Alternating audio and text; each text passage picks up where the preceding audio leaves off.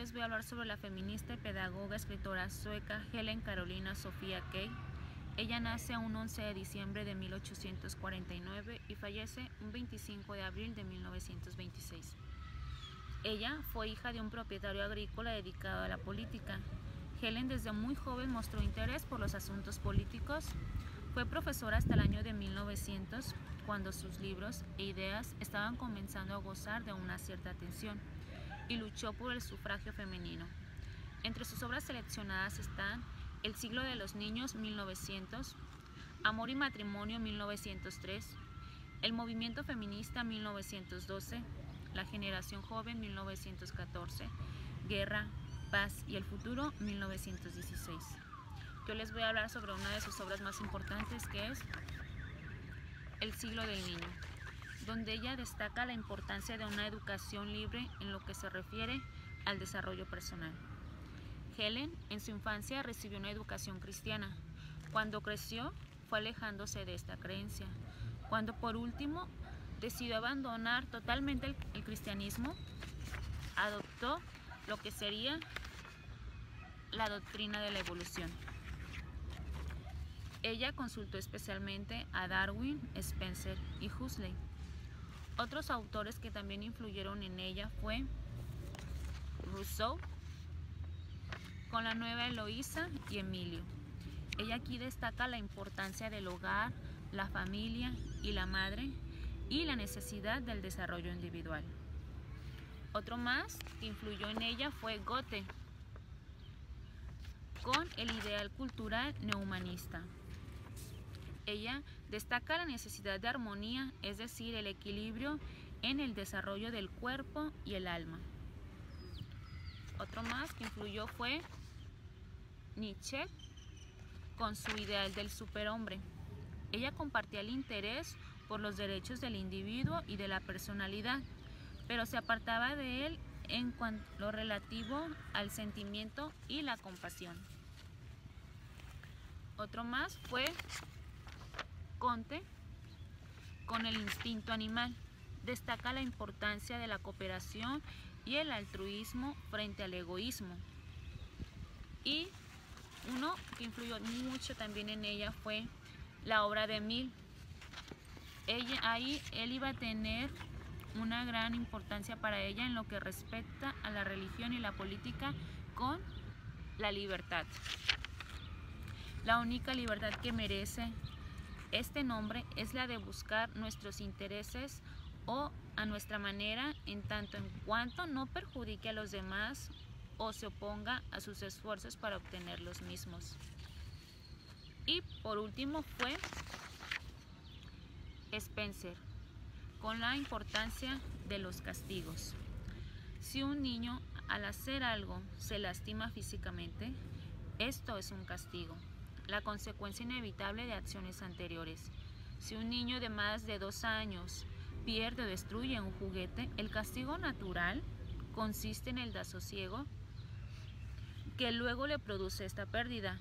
No se debe proteger a los niños de los sufrimientos menores. Así, por ejemplo, los niños deben de aprender lo que es el fuego. Como es natural, Helen Key inspiró sus ideas en diferentes opiniones. No obstante, adoptó en general una postura independiente. En su obra El siglo del niño, Helen Key presentó su opinión amplia y prácticamente definitiva sobre la educación. En este enfoque general figuran en varias partes de la obra los capítulos titulados Sin hogar y educación.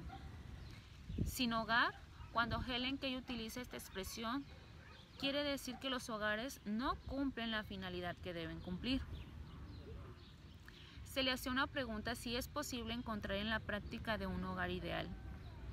Helen Key responde afirmativamente y describe con detenimiento un hogar de esta clase. Los padres se respetan y reparten el trabajo y mantienen relaciones de igualdad. Lo mismo ocurre con las relaciones entre hermanos y hermanas. Los padres ayudan a los hijos a convertirse en verdaderos seres humanos, tratándolos siempre como tales.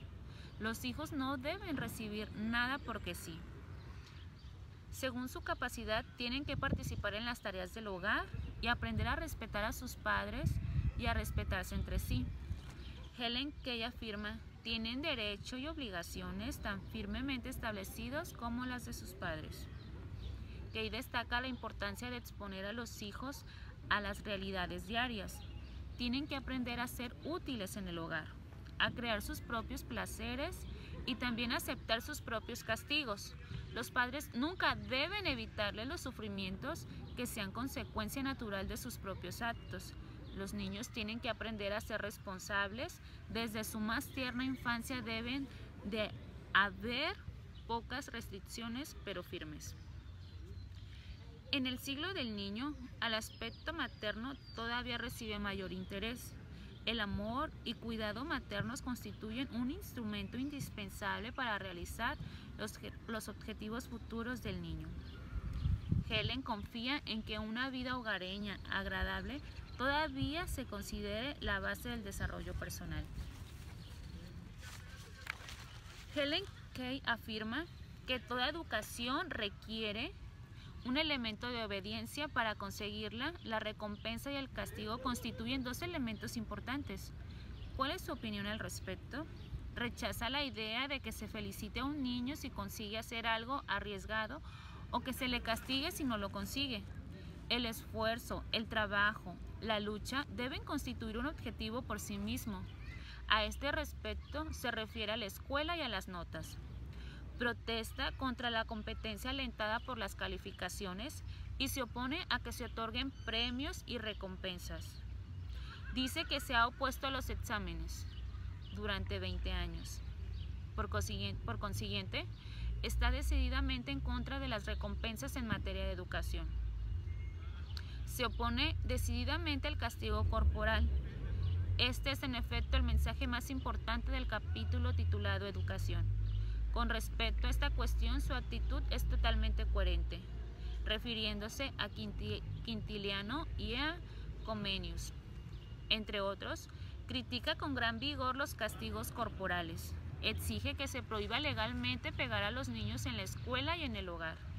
Opina que la disciplina corporal origina daños irreparables. Acepta en cambio una forma de castigo que considere correcta, el castigo natural.